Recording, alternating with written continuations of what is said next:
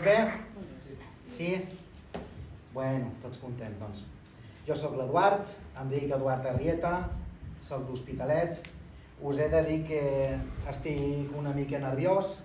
És el primer cop que faig aquesta mena de monòleg, així, davant de gent que em mira i que m'escolta. Normalment, els monòlegs que faig jo són una mica diferents. Els acostumo a fer cada 3 mesos, més o menys, que és quan el meu fill porta a casa les notes del col·le. Que són una merda, normalment. Aleshores jo les veig, m'emprenyo, em foto nerviós, li foto bronca, el renyo, que així no arribem enlloc, que t'estàs hipotecant la vida miserablement, espavila, i el tio no fa ni puto cas. De vegades és que ni em mira. I bueno, doncs, al final són 20-25 minuts que estic jo sol parlant. En fi, és el meu fill, me l'he d'estimar, té una germana gran, un any més gran, he tingut 2, només n'he tingut 2, jo en canvi sóc membre d'una família nombrosa. I d'això és del que us volia parlar avui, de la família. La família és una cosa que marca molt, sobretot si és una família nombrosa. Ja d'entrada, quan conec algú per primer cop i li dic que tinc 4 germans i 4 germanes, la reacció és sempre: hosti, i tu quin número ets?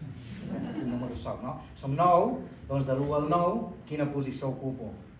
El tema és que sóc el 8è. Clar, a vosaltres us costarà d'acceptar, però jo de petit era molt lleig. Jo era lleig i els meus germans eren uns cabrons. I aleshores em deien l'alien. I clar, quan algú em pregunta dic soc el 8è, el alien, com l'octavo pasajero, no? És una broma que té relativa gràcia, no l'entén tothom. El que sí que tothom, el 100% de les persones, em fan sempre el mateix comentari. Què és? Uau, els teus pares, tu, no ho fis, eh? Però si el teu pare, quina canya, quina màquina. Què passa? Que no teníeu tele a casa? Aviam, us he de dir que no teniu tele no és la brillant genialitat que us podeu pensar. De fet, tècnicament n'hi hauria prou en estimar-se 9 vegades per tenir 9 fills. Ja sé que, bueno, a la primera és molt difícil encertar, no? S'ha de tenir, bueno, els Arrieta acostumem a tenir bona punteria, però ja entenc que és difícil. Doncs 9 no, 90 vegades. Ma germana gran i ma germana petita es porten entre elles 20 anys. Si tu en 20 anys no ho has fet 90 vegades, el problema potser no és la teva. Potser és que folles menys que un capellà. Perquè aviam, he fet els càlculs. 20 anys, 90 vegades són 4,5 vegades per any. Aviam, i tenim parella, jo crec que és assequible, no? Encara que tinguis tele. Bueno, els meus pares, jo suposo que al començament doncs tot devia ser flors i violes, però també entenc que al final, quan tens 4, 5, 6, 7 nens corrent per allà, doncs deu ser difícil trobar un moment per intimar.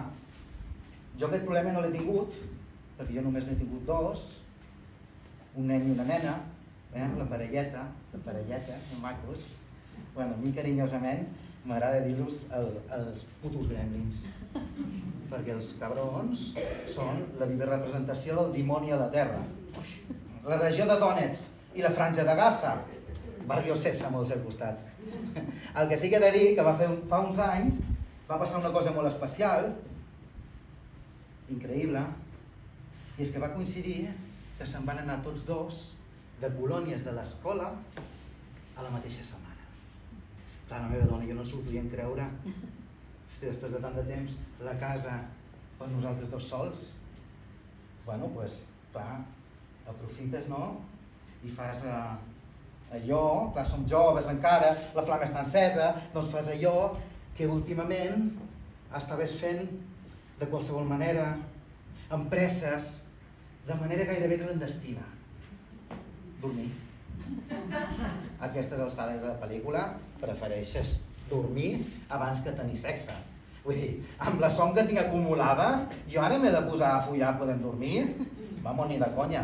I a més, a veure, tots els preparatius, perquè clar, trobes roba interior que no estigui bruta ni tingui forats. Després, talla't les ungles dels peus.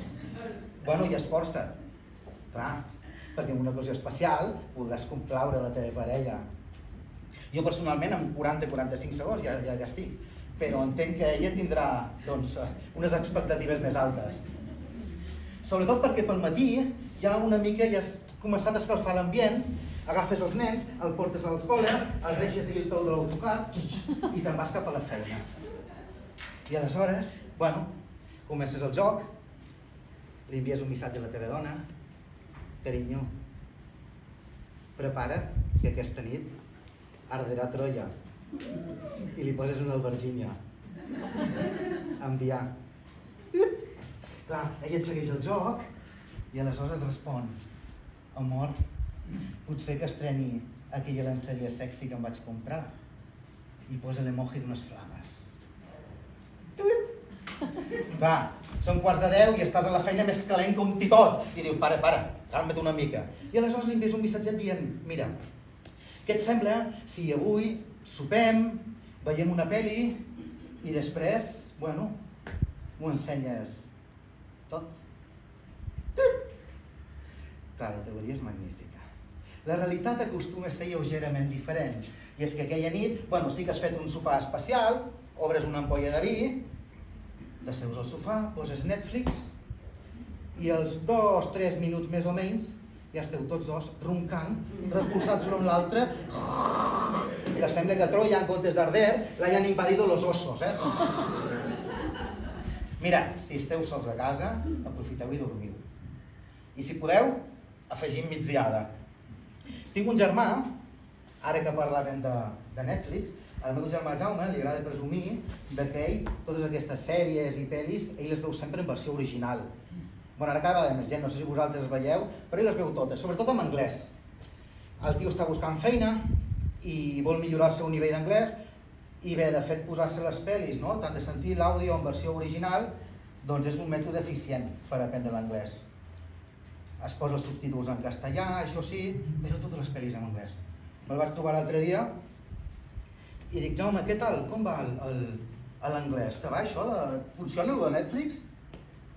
I em va dir: mira, nen, el meu anglès fa més pena que mai. Diu: això sí, he après a llegir en castellà superràpid. I aquest és el germà intel·ligent. Tenir germans és molt guai, perquè, clar, sobretot quan ets petit, acumules unes vivències, unes experiències superagradables, que després de més gran et venen a la memòria, records entranyables. Jo recordo amb molt de carinyo les vacances de Nadal. Plegàvem del col·le, anàvem a Reus. Ma mare és de Reus i la meitat dels meus germans també, aquest accent que tinc jo no és d'Hospitalet. I me'n recordo que el dia següent anàvem a 1430 del meu pare, érem 8 o 9 al cotxe, anàvem a darrere, anàvem 6 o 7 germans, una a la falta de l'altre, ens anàvem canviant. Jo havia anat inclús al maletero un dia a Salou. Desembre, un fred que pela per les costes del Garraf, les criatures a darrere, 6 o 7 o les que fossin, ma mare, finestres pujades i el meu pare conduint, fumant. Això era normal abans. Avui en dia les autoritats sanitàries el fotrien 40 anys a la presó, però abans era normal, abans es fumava molt. I això que ma mare sempre li deia: Josep, no fumis. Josep, que no veus que fumar és dolent? Que no veus que el tabac et treu 5 anys de vida? Al meu pare li era igual. A ell li agradava dir que aquests 5 anys de vida que et treien són els que van dels 90 als 95, així que llavors tu el van perdre. Ell volia viure 100 anys, però si en vivia 95 també li estava bé, Sí, pobre home. La veritat és que no m'agrada molt parlar del meu pare, perquè la seva mort és recent. El meu pare va traspassar l'any passat, al setembre. Ell havia fet els anys a l'agost, 95 precisament. Sí, va viure 95 anys. 95, i el tio sa com un roure. I l'hauríeu d'haver vist a l'última època de la seva vida, els últims mesos, es fumava 2 Montecristo cada dia. Saps els Montecristo, aquests puros habanos de luxe? Doncs un Montecristo després de dinar, un Montecristo després de sopar. Whisky, cada setmana eren 2, 3 i a vegades 4 ampolles de whisky. I no un whisky qualsevol, havia de ser Macallan edició limitada. Bueno, i les mariscades que es fotia. No s'estava de res. Diamàntol, pou de mar, centollos, percebes, el que fes falta, tu. Cada cop que podia, no s'estava de res. Clar, el vam haver de matar perquè el cabron ens estava arruïnant. Tenir germans és molt divertit. Tenir germans és molt guai. Però no tot és xulo. Vull dir, també hi ha coses dolentes. Els que teniu germans grans ho sabeu. Sobretot n'hi ha una. I és que ho heredes tot. Mai estrenes res. El clàssic exemple és el dels llibres de l'escola. Jo recordo quan era petit, tenia els llibres de mon germà, primer dia de classe, geografia, el professor diu, traieu els llibres, trec el meu llibre, veig el company que treu el seu llibre, hosti, una tapa perfecta plastificada, sense cap bombolla, obria el llibre i jo feia una olor nou, que paper, apuntava el seu nom, el seu, i després, clar, jo obria el meu llibre, aquella tapa del plàstic ja feia panxa, obries la portada, tatxaves en típex el nom de ton germà, apuntaves el 10, el teu, i allò era un drama.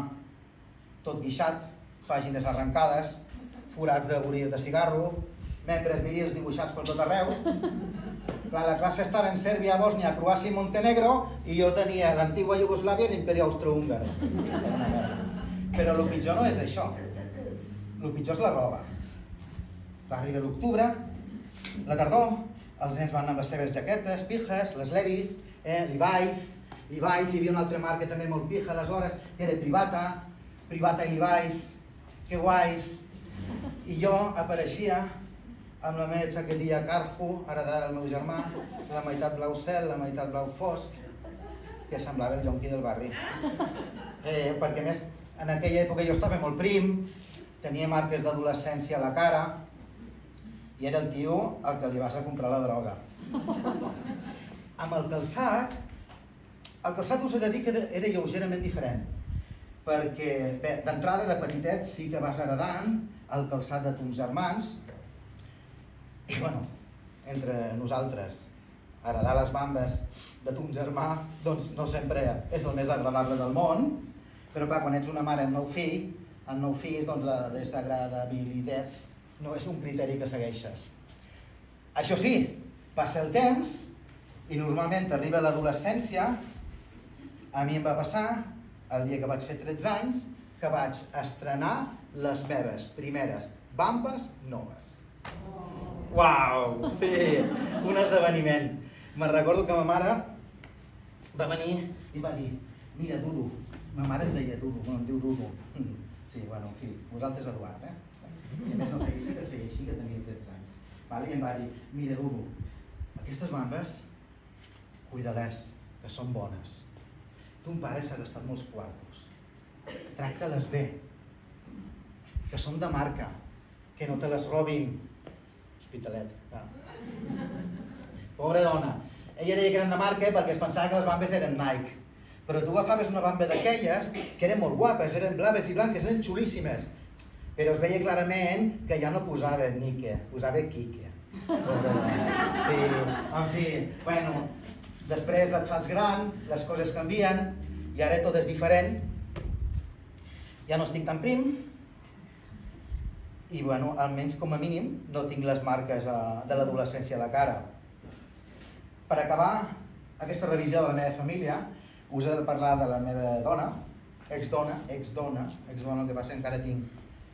Encara em dura el costum de dir-li dona, però no, és exdona de fa uns quants anys ja. A mi les relacions amb les dones no s'han donat mai bé. No ho sé si he sigut mala sort, no he tingut sort. Saps allò desafortunado en el juego, desafortunado en tot. En el juego, en amores y lo que surja. L'any passat vaig tenir 2 relacions, vaig sortir amb 2 dones, les 2 em van deixar, La primera va ser després de Carnaval, al març. Vaig conèixer una noia, ens vam agradar, vam començar a festejar. I bueno, jo pensava que les coses anaven bé, però està clar que no vaig saber interpretar les senyals, perquè un dia va venir i em va dir: Eduard, mira Eduard, que no vull continuar la relació. Sense més explicació, no hi pots fer res, va ser un pal, però bueno, el temps diuen que tot ho cura, va arribar l'estiu, i aleshores vaig conèixer una persona, ens va presentar un amic comú, i realment pensava que ell era especial, que nosaltres teníem una cosa especial. Jo què sé, ens ho passàvem bé, sortíem junts, anàvem pels puestos, ballàvem, rèiem, bevíem. Hòstia, jo pensava que estàvem enamoradíssims. I bueno, un dels dos sí que estava enamoradíssim, però l'altre no tant. I aleshores quan es va acabar l'estiu em va començar a fer ghosting, que és això de que passen de tu com de la merda. I bueno, la veritat és que van ser unes setmanes que ho vaig passar molt malament. Ella no em contestava, no en sabia res, trucava el telèfon, no me l'agafava, li enviava missatges, em deixava en vist, em va estar ignorant. Jo la veritat és que vaig patir molt, fins que un dia que bueno, ja em va enviar un missatge dient que ho deixava. Estava clar que hi havia passat pàgina, no? Perquè em va dir: Gerard, mira, que ho deixo. Bueno, en fi, sí, fa una mica de gràcia, però la veritat és que a mi em va afectar moltíssim. Em va afectar moltíssim, ho vaig passar molt malament, estava fet una merda, no sabia si ho podia superar, estava realment desesperat, necessitava ajuda. Vaig anar a teràpia i la psicòloga em va dir: Eduard, és normal que estiguis trist. T'han deixat 2 dones en un any. Això és dolorós. Però creu-me, la vida continua i ho has de superar. I t'asseguro que tu pots superar. I sí, la veritat és que ara puc dir que ho he superat. A dia d'avui completament superat. 12 de juny i ja m'han deixat 3 dones. Moltes gràcies.